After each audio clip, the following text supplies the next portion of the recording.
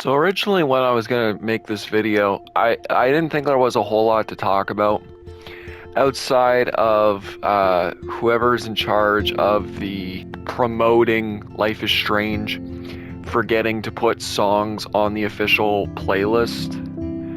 But digging deep more into the other side of things, there is a lot more going on with this conversation than just them forgetting to add a couple songs to the playlist.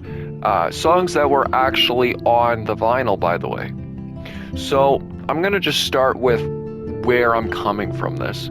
Whenever I checked out the official playlist when I wanted to listen to the soundtrack for my own pleasure, there was only, I believe, 8 songs, if not 7. I think it was 8. Easily, some of the best songs from the franchise were left out on the playlist, which is I Must Come Clean by Lights on Moscow, Spectator by JFDR, that's my favorite one, and The Heaviest of Storms by Pale Honey.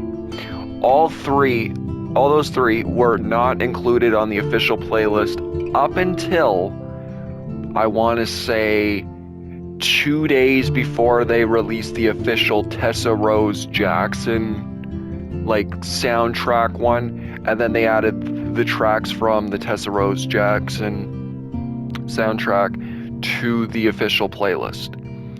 Now, that being said, there was another playlist that was basically ahead of the curve in terms of having, those 3 missing songs on their, I guess, unofficial playlist, because I'm still confused. I'm still confused of what songs were in the game and what weren't in the game, but I'm pretty sure it was an unofficial playlist because it had a Blur song and it had a song by David Bazan, which are great, by the way, especially the I forget the other one. There's another really good song on there, but yeah. So then I kind of started getting into looking more towards the ambient soundtrack side of things, because for me, except True Colors, the first game, and Before the Storm, I listened to both the original scores and the official songs, soundtracks, separately whenever I want to listen to music from whatever game.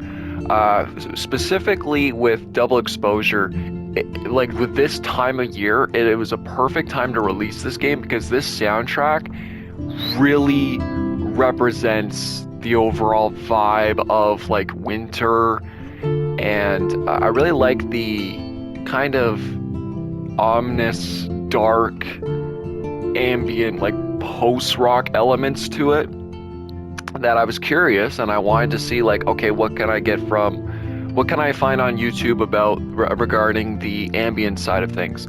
There were some YouTube channels that uploaded specific parts, I believe before they added the North Quad, there was the North Quad one. My personal favorite music tracks instrumental tracks are the ones that play during in the snapping turtle between the alive world and the dead world. Specifically, I love the dead world because it sounds very Modest Mouse. I already forgot the name. I think it was their first album. It has a very I want to say Ohio. It sounds kind of like the song Ohio from Modest Mouse vibe to it. And then I found out that there were more songs in the game, and I didn't think about it, but yeah, there were more songs in the game that have not been officially released for public consumption. They did not put it on the official Life is Strange Double Exposure OST playlist by Life is Strange, by the way. This isn't the unofficial one. This is officially by Life is Strange. And they didn't upload any YouTube videos. I know they added was Lo-Fi Strange. I think it was Lo-Fi Strange, but that doesn't scratch the vibe or the itch that I'm looking for. I want the ambient slash like score tracks, not just like lo-fi versions of the songs from the game. Like, I don't mind them, but I come back specifically for the ambient side of things.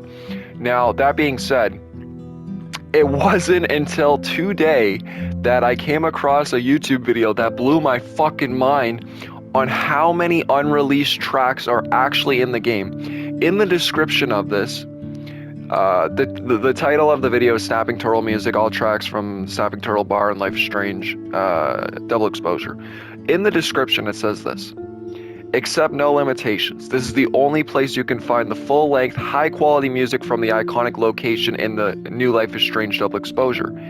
This is uploaded by Feel4 Music. This is not uploaded officially by Life is Strange. This is not uploaded by, Square Enix or anything. It says, as music supervisors of the game, our team wrote, recorded, produced, or licensed all of these tracks specifically for the game. All tracks are owned by Player One Music and published by Feel4 Publishing, with the exception of Lucky by Mood Board, The Last Remaining Light, choice and owned by Far Caspian, Always Then by KVB, and Ghost with the Peach Skin by Muizu. I'm not going to pronounce that. Feel4 Music is proud to have supervised the music across Life is Strange titles. We assisted in selecting the in-game marketing tracks and also wrote original music for the franchise. You can find out more about what we do on our website, and yeah. But here's the thing about this. Like, they could have easily done, and again, I don't even know if my True Colors playlist is an official playlist or if it's not. I don't think it is, because looking at this list, we got some hard hitters and a very large number of tracks that are not available to listen on Spotify. We have 1, 2, 3, 4, 5, 6, 7, 8, 9, 10, 11, 12, 13,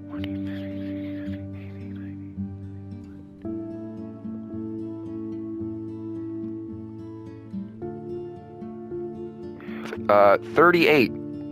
We have 38 unreleased tracks from this game.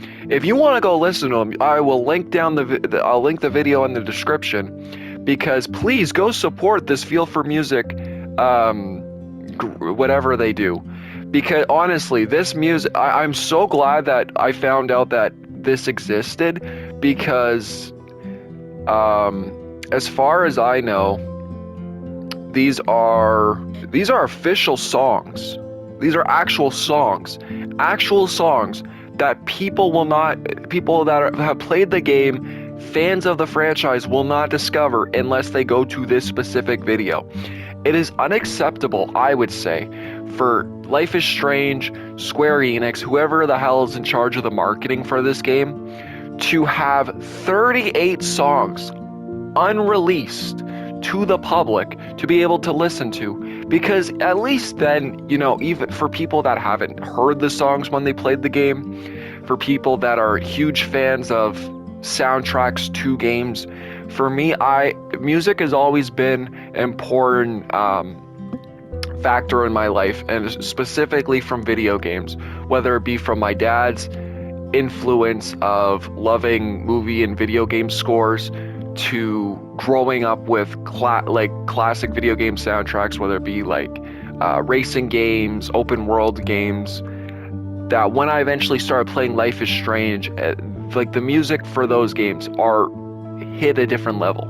The music complements the game in a way that it's not just made for people to check out new music. There's a purpose for every single song on that soundtrack. And as much as people may dislike or trash Double Exposure, they say it sucks, whatever, a lot of care and effort went into this game, and the fact that 38 tracks are completely have flown under the radar of the amount of people that, I don't know how many people bought the game, probably over 1 million people, is insane. I'm honestly I'm shocked, because this video was just supposed to be a simple Okay, you know, it's kind of confusing how the music is coming out for this game, but now the fact that they have 38 tracks not officially released on Spotify that you have to go to a specific YouTube video to find out is wild. It's insane. I'm gonna tell my friend this because that is an interesting conversation to have. Yeah, I think that is very unacceptable for A gaming standards. I feel like this should be like a controversy at this point. But it's out. It's on YouTube. Please check this out. I'll check the Discord and see if anybody from the Don't Nod Discord knows about this, because this is very important. Let's get people on this. That's all. Peace.